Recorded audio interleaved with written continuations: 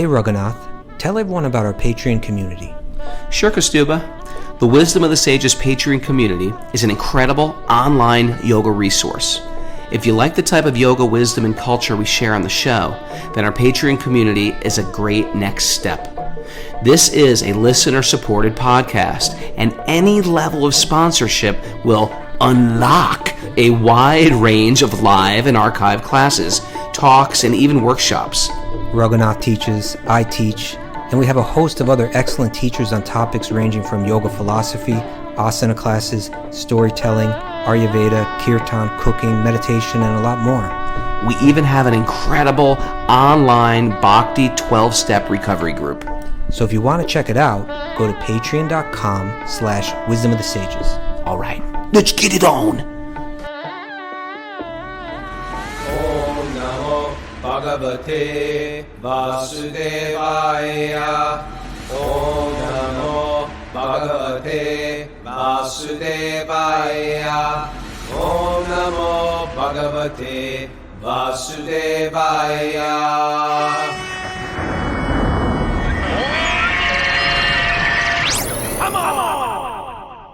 Live from Super Soul Farm, this is Wisdom of the Sages, a daily yoga podcast with your host, Raghunath, and co-host and senior educator at the Bhakti Center in New York, Kaustubha Das. Welcome to the show. Welcome, everybody. This is our daily study of yoga philosophy.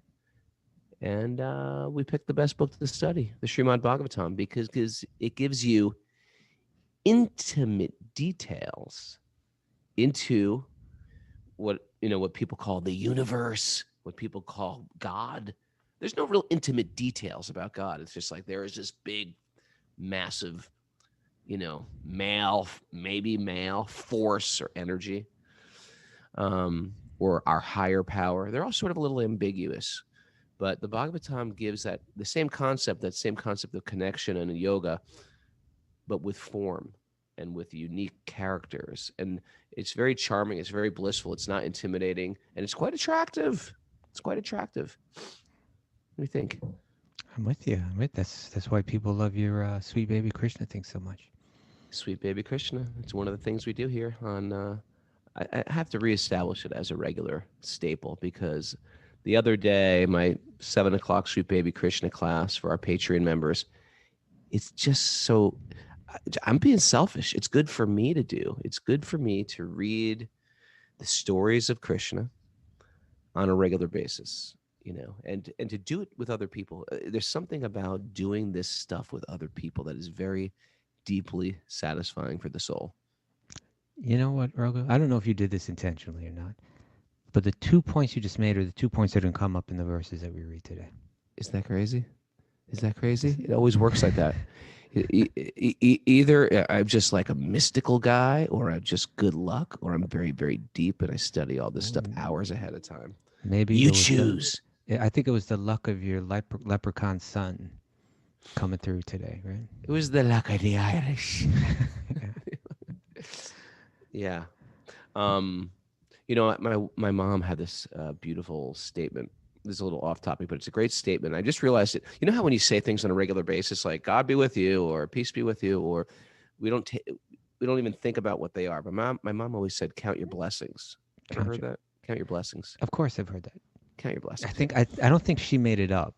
No, she didn't make it up. Okay. But she said it all the time. Just count your blessings, Yeah, it's true. But it's such an actually incredibly Krishna conscious statement, because I have a tendency to count everything else except my blessings.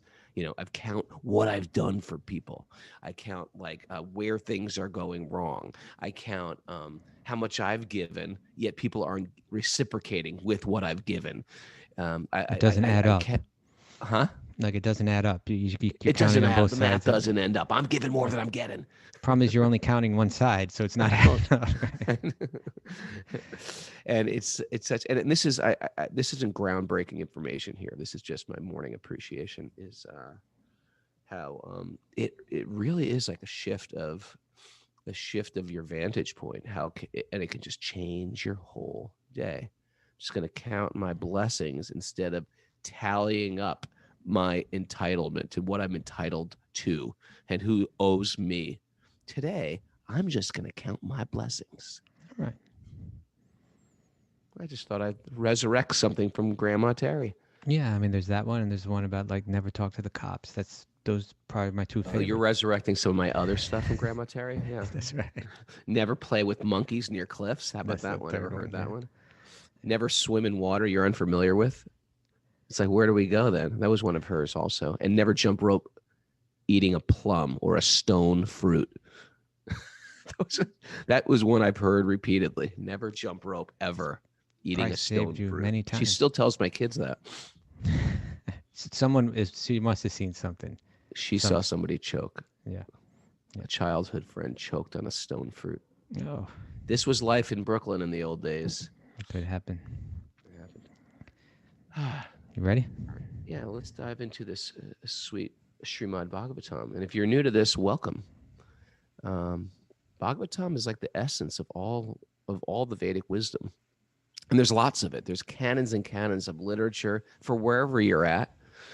But this idea of yoga is connection with the self, with the spirit, and source.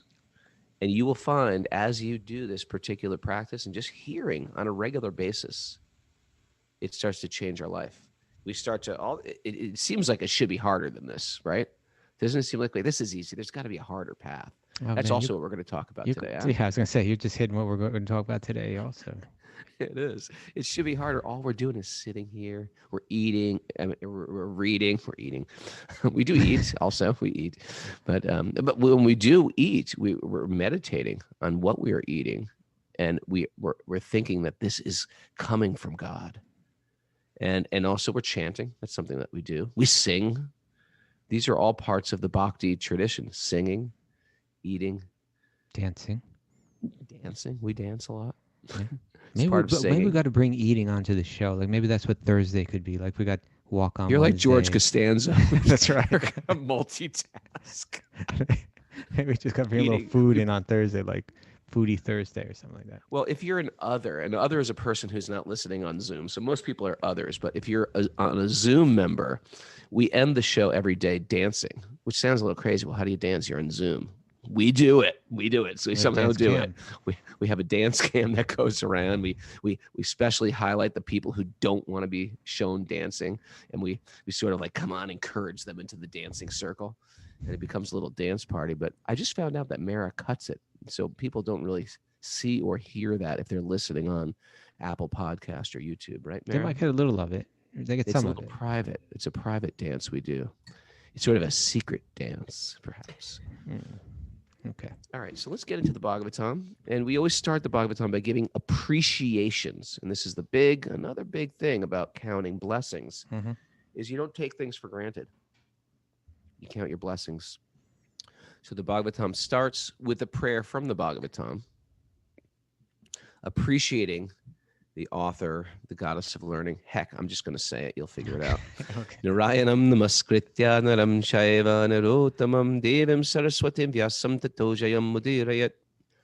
Before reciting the Srimad Bhagavatam, which is our very means of conquest, one should offer respectful obeisances unto the personality of Godhead, Narayan, unto Narayan Rishi, the supermost human being, unto Mother Saraswati, the goddess of learning, and to Srila Vyasadeva, the author.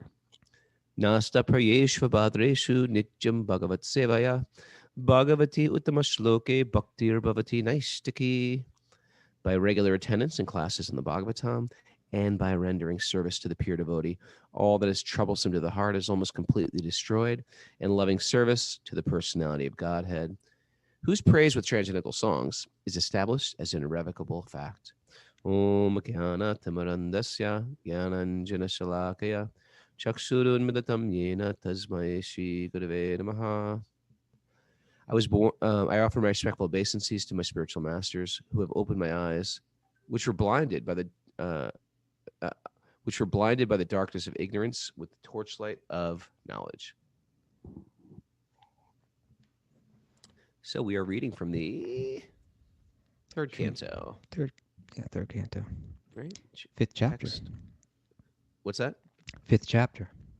Fifth chapter and text We're at text 48 to 46. 49? Yeah, let's read 46 and 47 today. We were hearing yesterday about those who don't have the qualification to see God within their own heart or experience God within their own heart. Too materialistic, too many issues. They got issues. Right? Attached to the temporary. I love that statement too. Hmm. I'm attached to the temporary. To the temporary. That's how you know it's material. It's temporary, right? Yeah. And so Yeah. today we're going to hear about people that are qualified.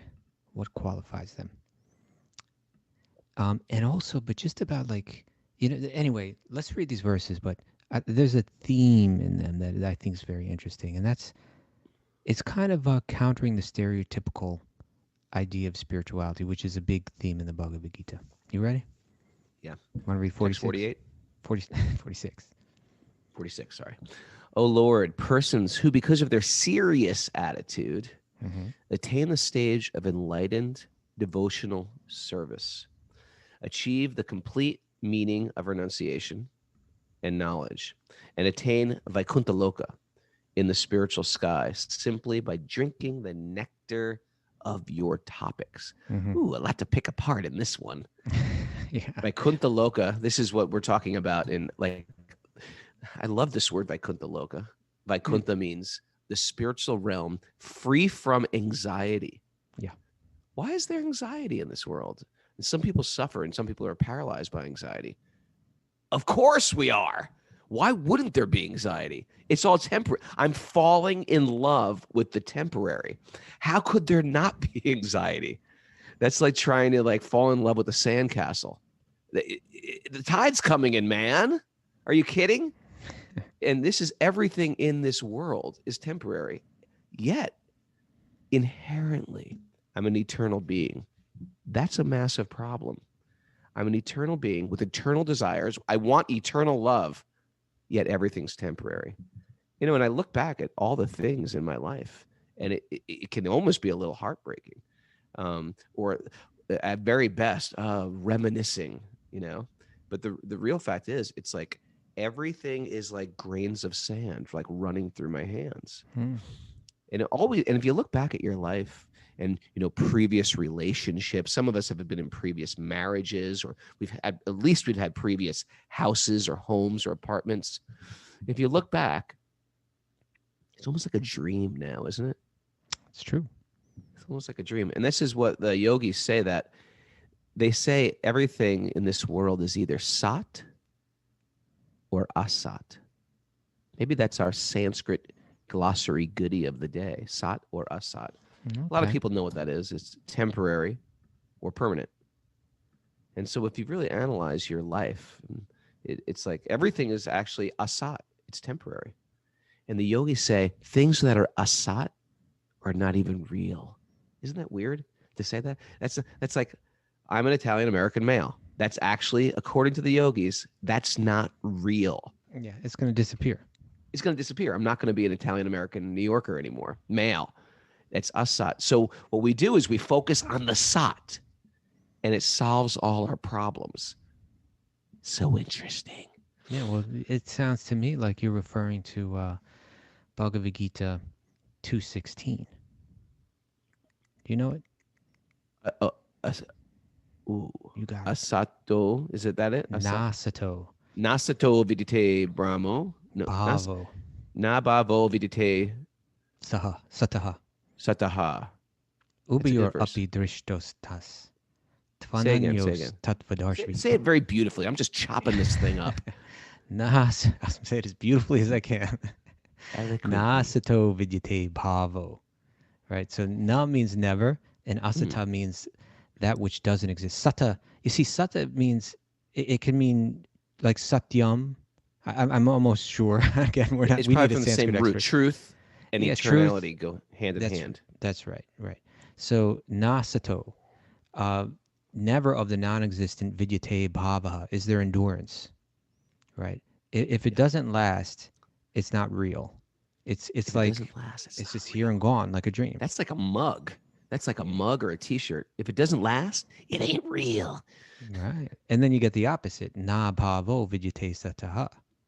That, that the things that don't change are real, right? So it says, this is the translation, those who are seers of the truth, tattvadarshibhi, right, have concluded that of the non-existent, of the material things in life, there's no endurance. If it doesn't last in a sense, ultimately it's not true. And let me read again. Those who are seers of the truth have concluded that of the non-existent, there is no endurance, and of the eternal, there's no change. Right? So underneath it all, we, the one that's perceiving the shifting material energy, never changes, right? And therefore we're real. You may not be an Italian American in your next life, and we don't know how soon or long it will be until that day comes. But that will pass. But you will not pass. You'll be observing the world through some other form, after that. Another very sort of cute, part of that verse that you just said. Yeah. Krishna is speaking, Yeah. Usually when in any other religious tradition, when God speaks, that's like the final word. But Krishna says, the seers, Krishna's speaking about wise people that existed previously. The seers of the truth have concluded. Like there's been like these genius sages that have existed forever, or in previous times. Krishna's referring to a spiritual culture that has always existed. That's what I love about this this Vedic paradigm of reality. Okay, so onward with this. Let's keep the dissection going. This is like biology, dissecting verse 46. Yeah. So the enlightened devotional service they achieve this is a great part. They achieve the complete meaning of renunciation and knowledge. You want to talk about that? Well, that's so important. And this is where I was getting to about like the stereotypical understanding. Now if just take that verse that we just read. Okay, there's truth there, right? Tattvadarshibhi, those who can see the tattva. They can see everything as it is, categorize it properly. This is material, this is spiritual. Tattvadarshibhi, right? These people that can see that. That's that's called knowledge. Right? You're such a tattvadarshibhi. No, you're a tattvadarshibhi. To be able to clearly see the distinctions, that's called jnana, that's called knowledge. And coming from this Vedic tradition, coming from this yogic tradition, people that have these two terms go together: jnana, knowledge, and vairagya, renunciation, right? Because it's when you can see that this isn't real. It's here one moment and then it's gone. I should not become attached to it. You detach, right? When you can see it for what it is, you let go, and you let go for real. It's the attachments that keep us moving through all the different bodies, moving through all the different material circumstances. I'm up one day, I'm down the next. It's because of my attachments. My knowledge helps me see clearly for what it is and let go. So knowledge and renunciation therefore become like these fundamental qualities or accomplishments that the yogi needs to have if they're going to let go of the temporary and attain the spiritual, right? It's simple and logical to make that connection. So then one pictures, and this is where Arjuna was at the beginning of the Bhagavad Gita, right? Well, if I want to become a yogi, if I want to have peace of mind, right? If I want to find deep internal happiness, well, then I have to let go of everything material and walk away from it. I renounce the material world. And the stereotypical idea would be like, I'm sitting alone, meditating, on the oneness and not engaged in the world, which is always shifting and temporary. Why should I absorb myself in that which is asat, right? Which is temporary, which is unreal. It would seem that that's the formula. It seems like that's the formula, doesn't it? It seems like, okay, my spouse, people say my husband is not so spiritual, or my boyfriend or my girlfriend, they're not as spiritual as me, or my kids, they just soccer or whatever, my video games, whatever my kids are into, they're not so spiritual. In my workplace, that definitely is not spiritual. My boss is not spiritual. I need to retreat from this world, this fake world where no one is as spiritual as me, because I'm really spiritual, and I want to retire somewhere. And that becomes like my own spiritual practice becomes sort of the metric for spiritual life. Whereas in bhakti, it's not that. it's not like how spiritually connected I feel. The metric is rather, how do I deal with everybody that God has put in my life, with every situation that God has put in my life, with every success and failure and gain and loss that God has put in my life? How am I dealing with that? Am I thrown way off? I got thrown way off yesterday, by the way. I had a very, very tough day yesterday. Really, I'm sorry to And hear I that. could not, I tell you, I just could not get out of it. And I'm thinking about, I had a little glimpse of like positive voice in my head, a positive spiritual, the angel on the shoulder and the devil on the shoulder. I was fully controlled by the devil. The devil controlled my mind. And the angel had like a little tiny millimeter, a gram. I don't even know the metric measurements. He had 1 gram. And it was like, you can transcend this. You have an option here. You can look at your issues here, or you can just be engulfed by them. Don't be a fool, Raghu. You know too much. And I was like, get the hell out of here, angel. I'm not listening to you today. I'm going to stew. Even this morning, I woke up. I didn't tell Mara this, but I woke up and it was like, because me and Kaustubha, I'm just going to share with you guys me and Kaustubha have little early morning conversations. No check-in. Just a little check-in with each other. If we were with each other, we'd have a little pillow fight, a morning pillow fight. But because we're doing this over the phone, we can just, how are you? What are you doing? How are you feeling? And he called me up. And usually we start off with a little banter. Little fun banter. He says, Baba. He talks like an Indian sadhu voice. Baba. And I do a little broken Hindi. Kasi ho, kasi ho. And we play this. We do it every day. We do this. Today I was just like, I'm not in a good mood. I woke up. He's like, Baba. I was like, can it? What's up? Sorry about that. I was grumpy. I woke up on the wrong side. I've learned not to. In the past, I would have just kept up with it, but it wouldn't have worked. I let it go.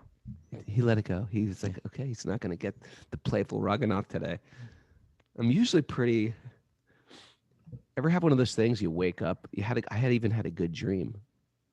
I had a good dream. I woke up happy and I was like, oh, I forgot. I'm angry. I had to like rethink my anger and get back into my nasty headspace. I was in a bad headspace. Okay. Today's going to be better. Yeah. Already it's better. Anyway, I'm distracted now, but. Okay. So we were talking about knowledge renunciation, that stereotypically it would seem like the formula for spiritual life is to disconnect with everything material, to walk away from it. And that's called renunciation, knowledge renunciation. This is serious spirituality. And many people, even from the Vedic tradition, still interpret it that way. Like when they see, for instance, an old lady, like a grandmother, right? You take the grandmother and she's at home and she's in her little temple and she's singing her devotional song, right? They'll say, that's a good thing.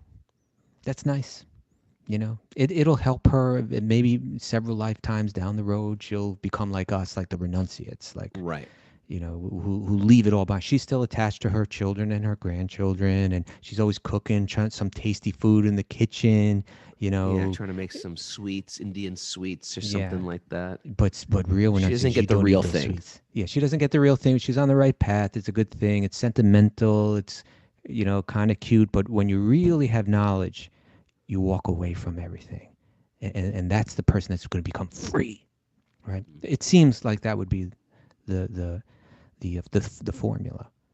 But here it's saying, and here's the Bhagavatam, and as you're saying, it's the essence of all the Vedic literature. It's the work that Vyasadeva put together to clarify what he had written earlier about in the Upanishads and in the earlier Vedic texts, right? It's like, if you really want to know my message, I'm going to make it real clear for you here. And so to help clarify that, he's brought us to the feet of Maitreya and Vidura sitting in Haridwar discussing these things. And Maitreya is describing the creation of the universe. And he's saying that right towards the beginning of the creation, the devas, those empowered beings that are responsible for nature and how everything is working in the universe, they're praying to Lord Vishnu, who is the source of the universe, and they're saying that they're glorifying the practice of bhakti in particular, and they're and in doing so, they're trying to clear up a misconception. They're saying that when people take bhakti serious, and actually it uses the word bhakti here in the verse, I believe, right? Let's see. Yeah. Pravidha bhaktya vishadasayaye. That, oh Lord, persons, because of their serious attitude, when they get real serious about spiritual life, right? And they're saying that grandmother is serious, or just as serious, as the renunciates, right? They attain the enlightened stage of bhakti, and in that stage, they achieve the complete meaning of renunciation and knowledge, right? The complete meaning, not just the part of it. But don't think that this woman is just like, kind of in a good thing, but she hasn't really understood the complete thing yet. It's all going to come. It seems what she's doing is really easy. That's It's what I was easier. saying earlier. That's Yeah. why you said it went full circle, right? It's what we're doing in one sense is easy. It's not easy. To really make this stuff work, all of a sudden, this little easy practice of chanting the Maha Mantra, we have these malas. You see some people on Zoom chanting and listening, or they're like namasteing me with their beads on, or they're walking around with their malas around their neck, and then we're hearing truth on a regular basis, right? And we're starting to engage in a spiritual life. It started to seep into our day-to-day. We have maybe a little altar in our house. We see that as the focus of our house. We offer our food, And we drink the nectar of the topics, right? What's that? And as it's saying here, they achieve that stage how? Simply by drinking the nectar of your topics, simply by hearing the pastimes, and these stories That doesn't seem like such a big deal. That doesn't seem like an exercise, like a deep pranayama practice or a deep asana practice, or I can't get my legs behind my head. Well, it seems like, okay, you get your legs behind your head, then you're going to hit enlightenment. I can work towards don't that. eat for a long time, and don't eat for like a Yeah. 40 days, like Christ, fasting for 40 days. Right. And then bing, or sitting under a tree and peace, a Bodhi tree or something, and bing, then I get the enlightenment. I'm just going to chant and listen to the Bhagavatam. That's all it's going to take. No. You don't understand. That's what you do to get in the door. But once you get in the house of bhakti, everything will start shifting around. You start seeing things different. Things will come into your life that will be like, whoa, and then things will disappear from your life. And it's almost like, imagine like the first time you put on a set of glasses, and all of a sudden you can read things. You can see people's faces, colors come into view. Other things that were really shiny seem very dull. They seem like, oh, that's what I was after. And you start to get, it's almost like I remember the first time I really started getting serious about bhakti, it was almost like I was on a trip, an acid trip or something. I was like, I can't believe I was so attached to these stupid temporary things. And it starts to Are you sure nobody put something in your maybe someone in did your drug me Coca-Cola? at the Sunday feast. Have a glass of nectar, Prabhu. It starts to make me reprioritize. That's what bhakti does. It makes you reprioritize what is actually valuable. And what is like, what was I wasting my time with? Did you ever get that? What was I wasting my time with this nonsense? You have to do that every day, You have to do it every Yeah. day. But, so this verse, again, it's saying that person who's just hearing your topics, like that grandmother, oh, I just like to hear Krishna stories, right? Yeah. That actually they've got the full meaning of knowledge renunciation, because they're not attached to anything material. They're totally attached, but it's all pointed in the right direction. So they're totally detached from everything material, right? So then, but the next verse comes along and says, others who aren't like that, who aren't attached to hearing your pastimes, other kind of spiritualists, it's not going to invalidate their practice, but it's going to shed some light on it. This is the Devas speaking, right? So they're saying others who are pacified by means of transcendental self-realization, and who have and who have conquered over the modes of nature by dint of strong power and knowledge.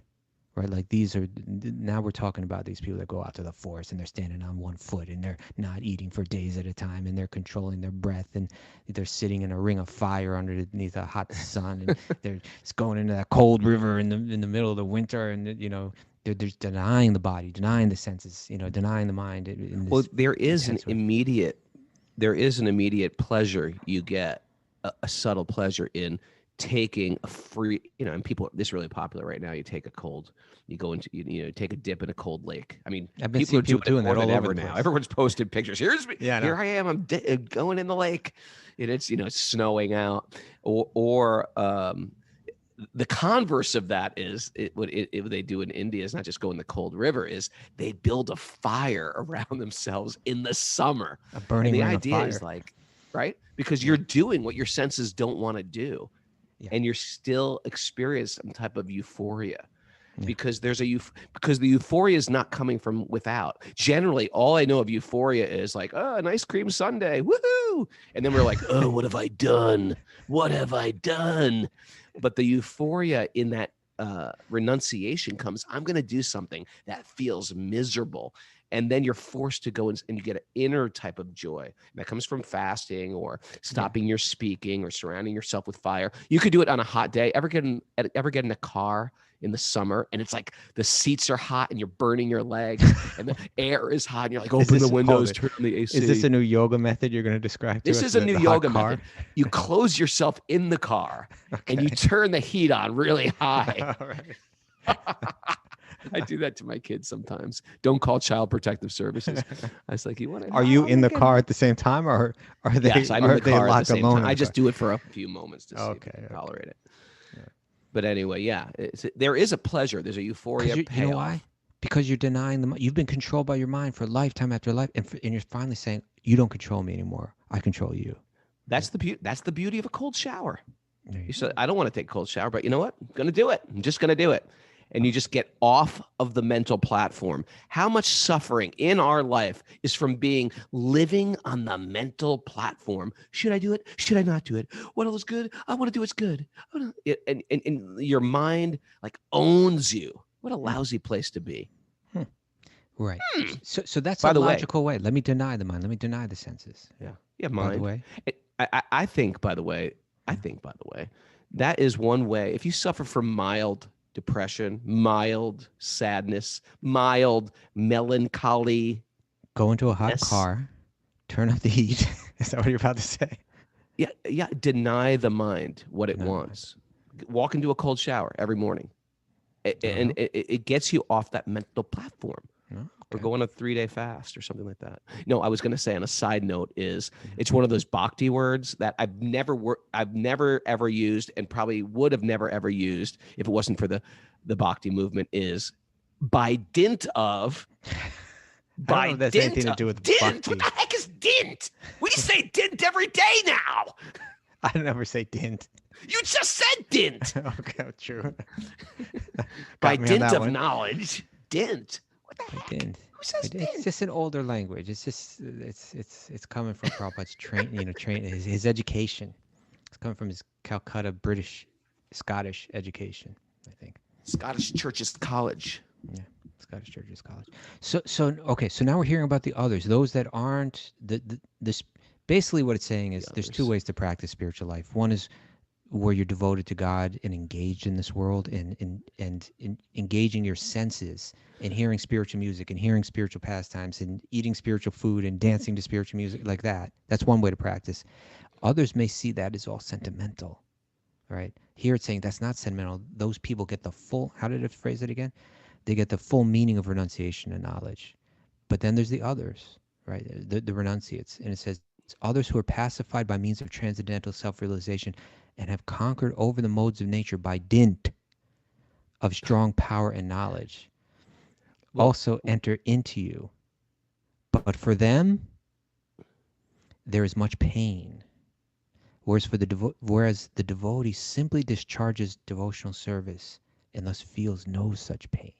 Right? So it's different, and this is another thing brought out in the verse. This verse is like full-on dissection. It's very It's like a Rubik's cube. If you take it apart, there's so many interesting little points here. This is why they can look down in one sense about bhakti, because you hear this word, and I wonder what the Sanskrit is. Oh Lord, persons who, because of their serious attitude. So when approaching spiritual life, there is a type of sobriety. And generally we think, well, dancing is not sober. Dancing is not sober. And, making chum-chums. Anybody from India here? What a chum-chum is? Making a chum-chum or a jalebi, that is not sober, right? Or singing these songs, that's not so sober, and laughing. But this is part of bhakti. And it's so interesting where the spiritual practice is to dance and to sing. Like, yeah, that makes so much sense. But even within dancing, there's a sobriety. I mean, and I know sometimes we can get silly when we dance, but at the same time, there is always a sobriety with Krishna consciousness and with bhakti yoga, even though sometimes it's silly and it's fun and it's festive and it's joyous. And, we go on pilgrimage, and it is that. It's fun and it's festive and we're going here and there and it's exciting, but it always goes back to a sobriety. And that's why it's shocking to me when people say, yeah, you guys are into spiritual life. You're just got your head in the sand. You're not dealing with the real world. Ever have people say that to you? Get real, man. Get a job. Get a job. Yeah, it's sort of like, are you kidding? We talk about the temporality of existence on a regular basis. Like that's at the forefront of our mind. It doesn't get more real than that. Right. Well, go. It's so there's what we're talking about, and where we kind of started was like the stereotypical idea of spirituality, right? Logically, if attachment to material things which are illusory is the cause of my bondage, then walking away from those things and disengaging will be the remedy. And there's two questions when I look at the Bhagavad Gita. There's many questions that Arjuna puts before Krishna in the Bhagavad Gita, but I would say there's two kind of fundamental questions, and these fundamental questions are they're game changers. If you get them, it changes the game. Because if you're trying to advance spiritually and you're engaged in a method that's ineffective, that you're not designed for, in a sense, you may be making the whole thing much harder than it need be. And you've got a certain amount of time in your lifetime to try to achieve the goal of it. And if you're doing it in a way that's just not going to, that's just not appropriate for you. It's like giving someone, prescribing the wrong medicine for someone. It will work for one person, it won't work for the other. You got to have the right remedy. And so Bhagavad Gita, this is suited for people of this age of Kali. Srimad Bhagavatam is suited for people of this age of Kali, whereas like a lot of the teachings of the Upanishads, that path of walking away from everything, that path of isolating oneself, that path of meditating on the impersonal, very, very difficult. Now, so these are the two fundamental questions that Arjuna asks, and I say they're game changers, right? One is, Krishna, in my spiritual practice, what's better? Should I be walking away from my duties? Like, I'm a warrior, I've been trained in that. I have a social responsibility as a warrior. I'm also a husband. Family. Yeah, I'm a father, I'm a husband. So I have responsibilities, roles that I play, dharma, you could say, in terms of family, in terms of society. Is a better path for me to walk away from these things or to engage in them? That's the one fundamental question, right? So that's called the difference between karma sannyasa, renouncing my duties in life, or karma yoga, making those duties part of my yoga path. Which is better for me? That's one question. And karma here just means to work. Karma, to work. Yeah, I mean, the word karma literally means action, but it can be translated as work. But even more specifically here, we can understand those social roles and responsibilities that we have, right? Yeah. That work, right? So that's the first question. Should I engage in my social responsibilities as part of my yoga path, or should I walk away from them? walk away from home, walk away from occupation, walk away from family, walk away from society. Which is better? Stereotypically, it sounds like that's better, but Krishna is going to clarify that. Second question is, when I try to reconnect with my divine source, am I better off conceiving of that divine source as just impersonal energy? Or am I better off conceiving of that divine source as a person, as you, as Krishna standing before me? Which is better? Which is more effective? So he asked that question beginning of the 12th chapter. And the first question about should I be engaged with society or not, the whole chapters 2 through 6 are just to clarify this point, you know. But the answers are like unambiguously clear. And the answers will be better to engage in your social roles as your path to yoga, and better to meditate on God as a person. And the other two options are going to be continually described as difficult, troublesome, painful.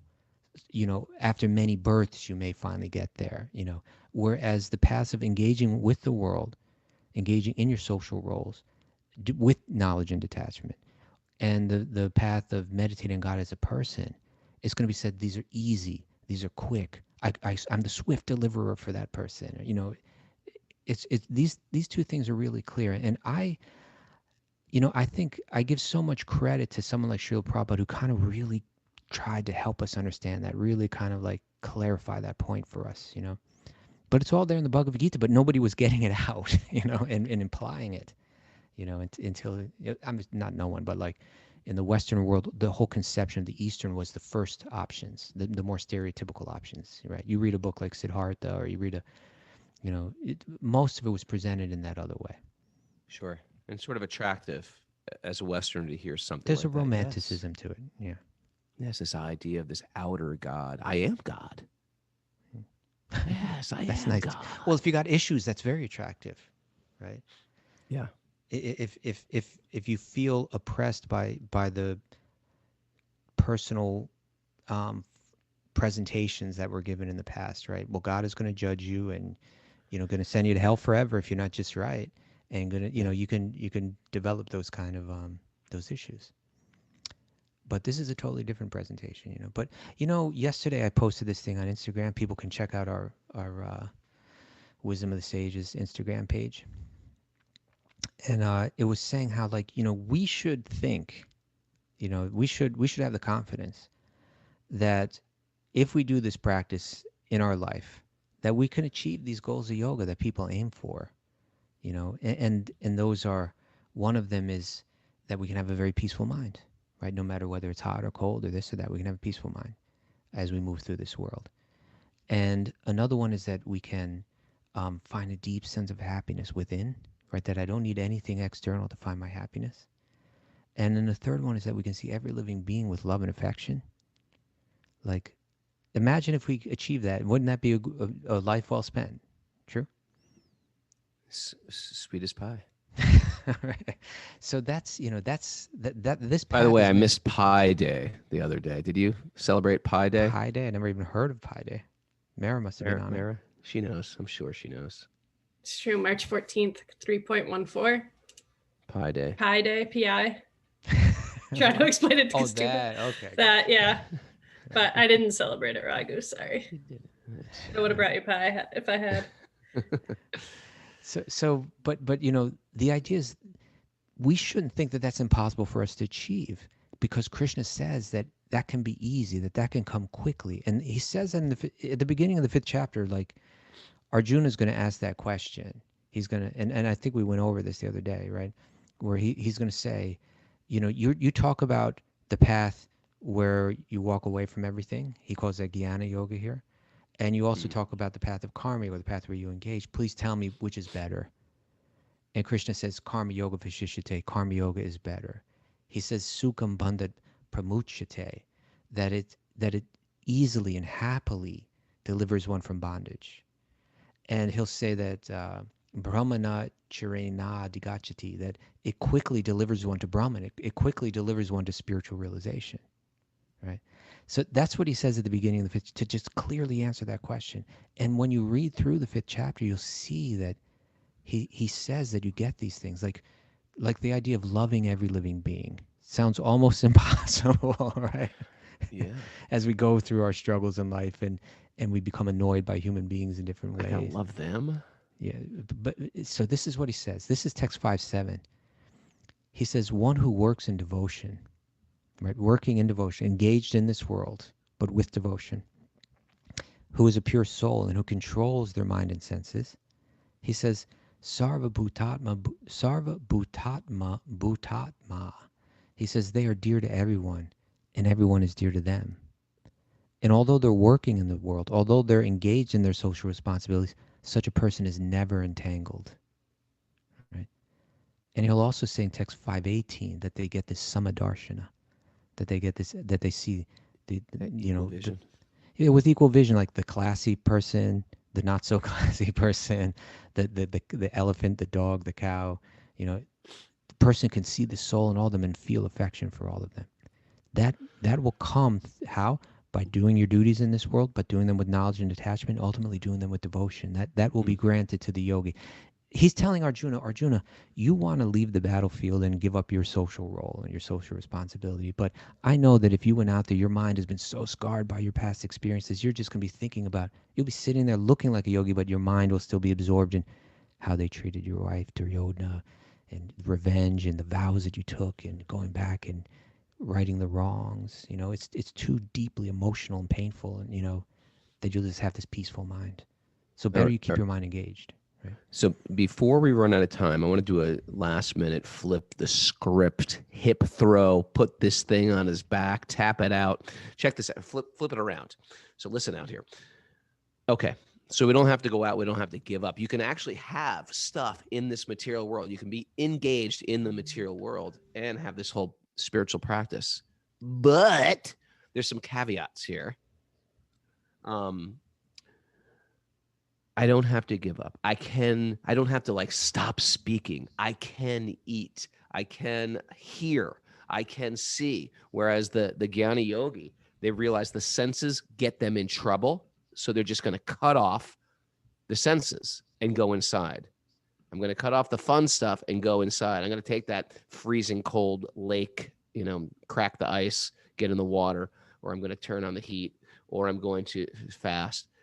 So we have what's called, we read in this verse again, those, because of the serious attitude, attain the stage of enlightened devotional service and achieve the complete meaning of renunciation. So what we say is, well, the real renunciation is not to deny the senses. It's to take everything of this world and engage it in a spiritual way, because ultimately it's all spirit anyway. And that will free us from this overbearing ego, which is what is keeping us trapped in the identity of a material being. And we say, there's a harmonium here. I'm looking at a harmonium. And what is this harmonium anyway? It's just a piece of wood. And in one sense, you could say, well, it's matter. It's a piece of wood. But the Bhakti Yoga says, no. We're alchemists here. We actually take this piece of wood and we use it in service of God. And we sing these beautiful mantras, and these mantras affect our mind, and they affect the mind of people that hear these mantras. And therefore, we are taking wood and offering it back to its source, God. And then we spiritualize the mundane. So in one sense, this is our theory that we take the stuff of this world, which is ultimately coming from God, and we use it to reconnect with God. That is the Bhakti Yoga's plan. The only danger with this is, we're not off the hook right there. The only danger with this engaging things of this world in spirit is there's every reason and lots of room for me to get on that harmonium and do it for my own ego, to continue with my self-absorption, but now in a very spiritual outfit or a spiritual song. So the idea with using the things of this world, including our voice, including our ears, including our eyes, is we'll feel like, well, I don't have to renounce.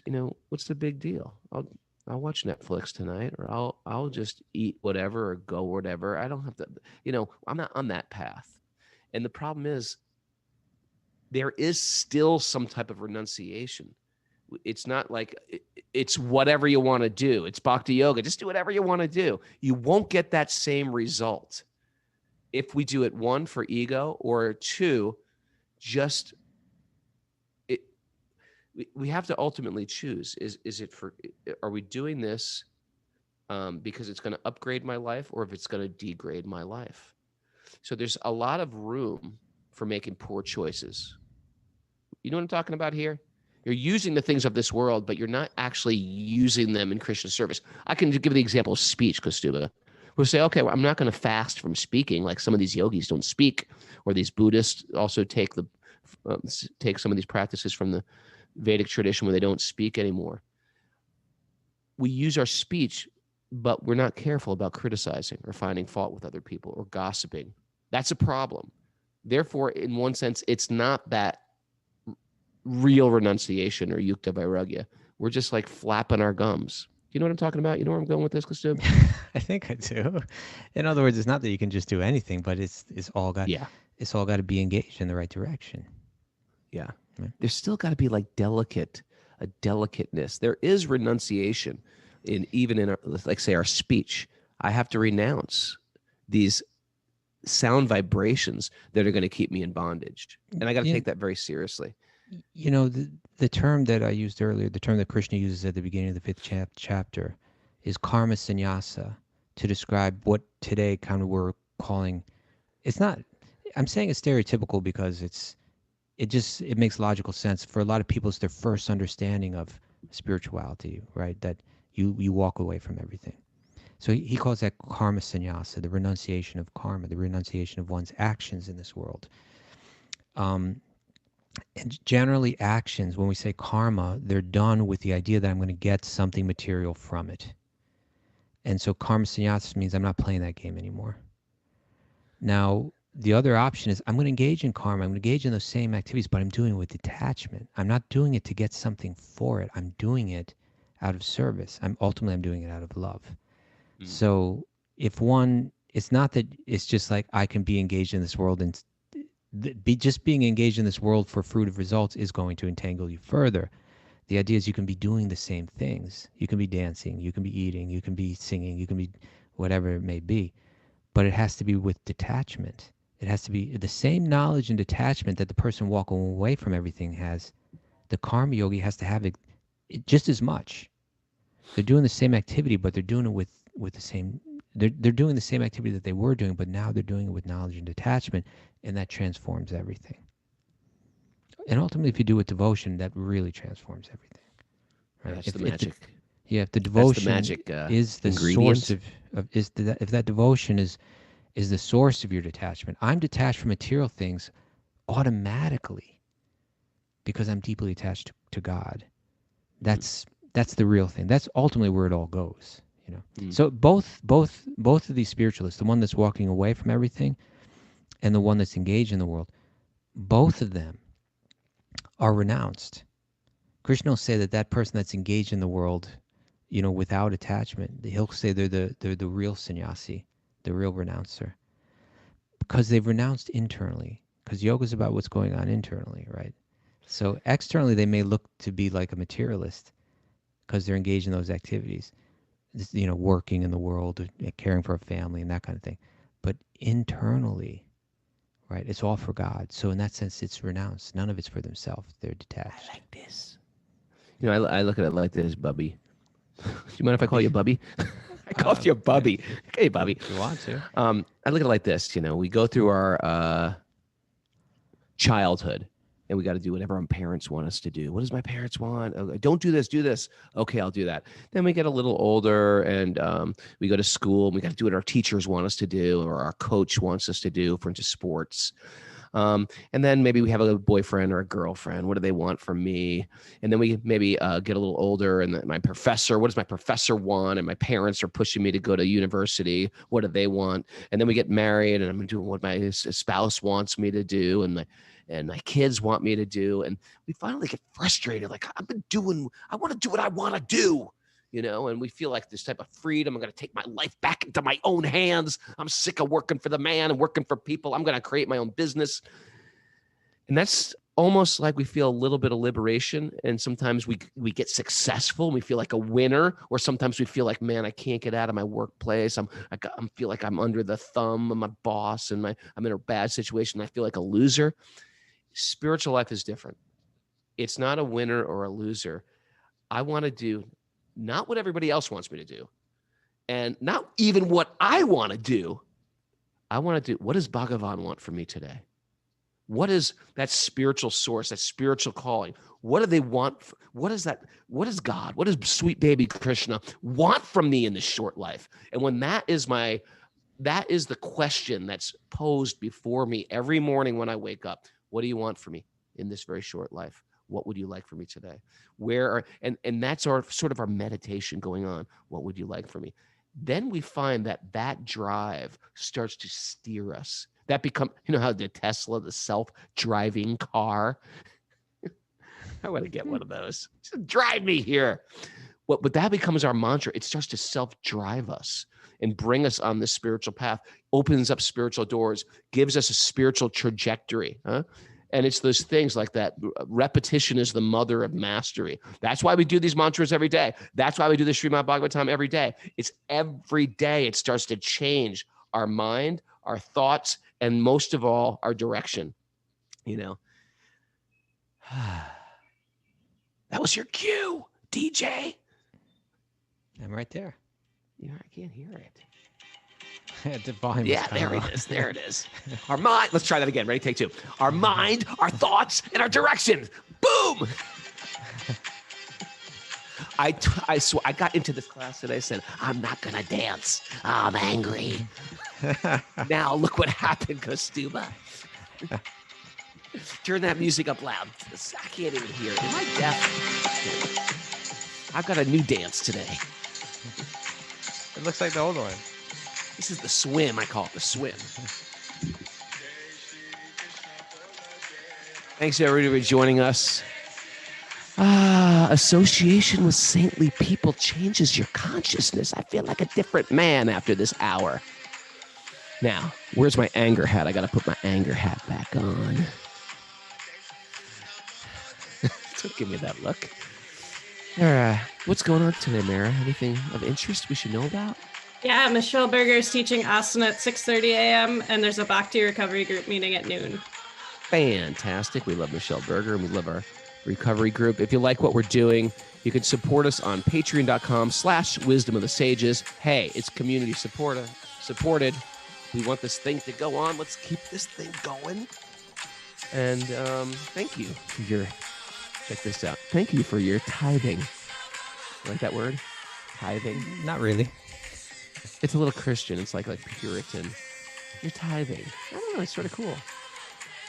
Bring back some of these words. Go to Apple Podcasts, and you can write a review right from your phone. If you like what we're doing, write a review. That helps us, actually. Give us a 5-star. Give us a 5-star. And tell us your story. Tell us how you got into a spark of bhakti in your life. I go through my iPhone and I read these. I scroll up and I read everybody's story. So I will definitely read it. And I tell you, you help people on their path by sharing your path. It's really true. And today is Thursday, so it's Tell a Friend Thursday. That means share Wisdom of the Sages with one of your friends who you think is sort of like on a spiritual thing, a spiritual trajectory, or maybe even they're just sort of like, they need it right now in their life. Share it with them. I thought it was Bring Some Food Thursday. Next week. Some food. Let's have food day where we're just eating during class.